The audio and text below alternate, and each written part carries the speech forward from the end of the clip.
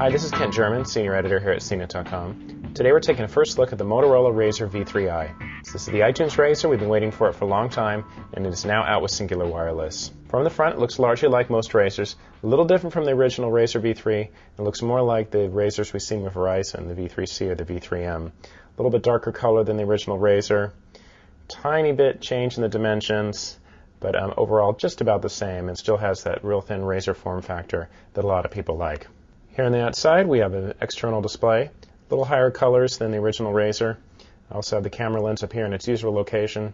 No flash, but the external display does function as a viewfinder for self-portraits. Open up the phone. Main display is nice. It actually has 262,000 colors, which is a step above some of the CDMA Razrs we've seen. Going down to the keypad buttons, pretty standard as well.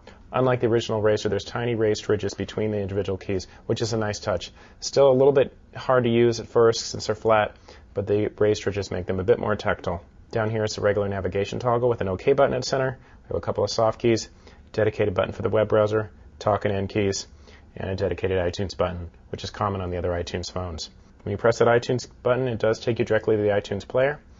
Looks a lot like what you'd see on an iPod or the other iTunes phones. The usual thing with songs, shuffle them, organize them by playlist, album, artist, etc. This phone is still hampered by some of the iTunes restrictions that we're really not liking with these Motorola phones, but it still is an iTunes player in the phone. Other features are Bluetooth, megapixel camera, and the usual assortment like speakerphone, email support, messaging, etc. I'm Kent German, and this is Motorola Razr V3i.